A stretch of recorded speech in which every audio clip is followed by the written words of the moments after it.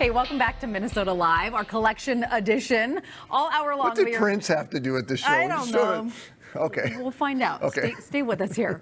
All hour long, we're talking about really cool things that people collect. Now, sports fans have been collecting trading cards for over a century, and through the pandemic, interest in these cards has skyrocketed. According to Sports Collectors Daily, over $871 million worth of sports cards have traded hands on eBay in just a 3-month stretch of 2021. Wow.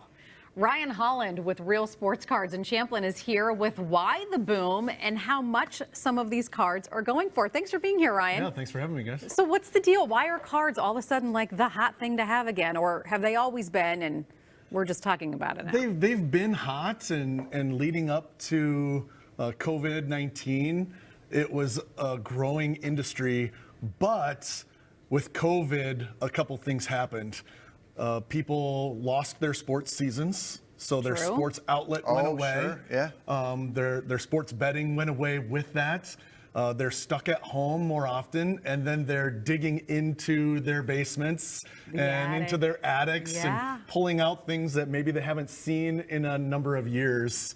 And it kind of caused this surge in interest of, hey, what is this? And is this collectible? And can I look this up on eBay or look this up on Facebook? We all had a little bit more time on our hands, so we were all Googling everything. So I teased at the beginning of the show that how do you find out whether that card that's stuffed away in a cardboard box in the basement is actually worth something? Is that a process that you can find that information out online, or is it better to have somebody like you take a look at it? There are tools online. I mentioned eBay. It's the world's largest marketplace for trading cards.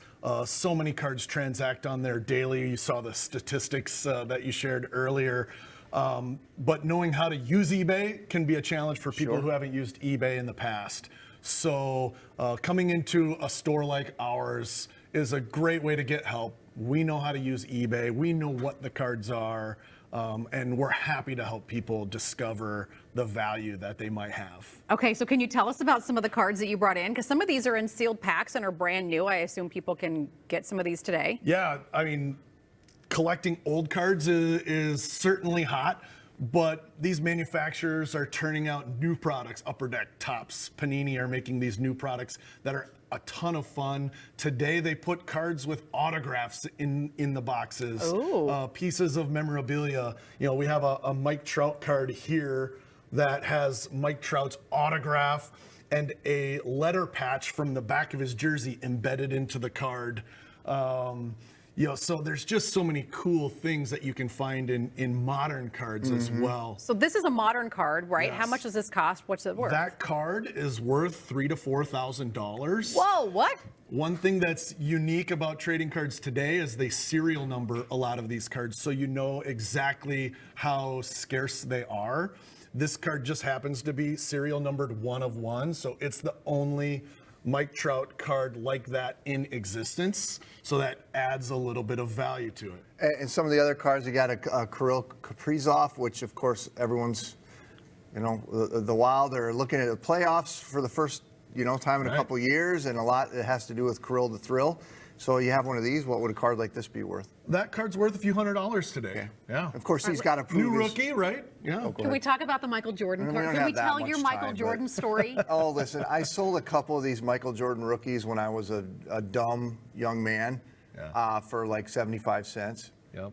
Today, 2 of them, I think, for sure. Today, that card in a condition on a scale of 10 of 5 is worth about $3,000 to $4,000, and 10s have sold upwards of $750,000. I'm sure yours was a 1, dude. Yeah. It was in terrible condition, I'm sure. Listen, so we don't have time for me to explain how my best friend stabbed me in the back and got those cards away from me. But so you brought some of the collector, the bigger collections, and you talked about this where you can get one of these cards like this. And these are very popular right now for people to buy these collections and then try to open them up and find something. Right, you're welcome to open that box. I slit the plastic for you. This is the most recent Topps baseball release. So this is Topps Inception Baseball. This is a box that has 7 cards in it. And one of those cards is an autograph card. So you'll be able to pull an autograph card out of there. So what does we don't know who it is. Ooh, this it could is be exciting. a wide range of players. I want to be very careful with it.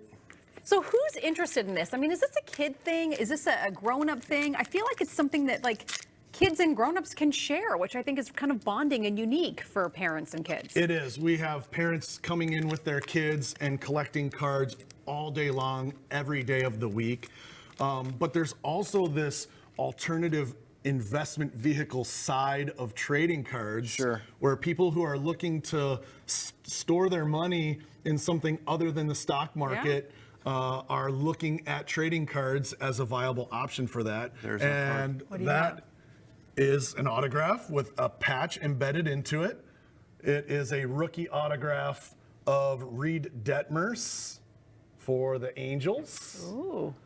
So now you just Now have you to hold on to that and hope for you have Reed to have a great career. watch his career and, you know, make your bets on whether or not he's Sure. a future Hall of Famer. I've heard some friends of mine talk about like whether this is a worthwhile investment hobby, if you can really look at it as something like you have a chance to make some money out of it, or do you think maybe if you don't think of it that way, it might be more fun to you? Because if you start looking at it like a real investment, you might, I don't know, it might kind of consume your mind. There's absolutely ways to make money in Sure. this industry, but it's like the stock market. Things go up and things go down. Sure. And so if you spend the time and learn about the industry and learn about what's hot, you can absolutely make money. And there are people who have made a ton of money Sure. collecting in the I feel like past they're a number little of more years. solidly built than they I were was back in gonna the say day the same too, so thing. maybe they can keep their condition longer. I There's a suppose. variety of them out there.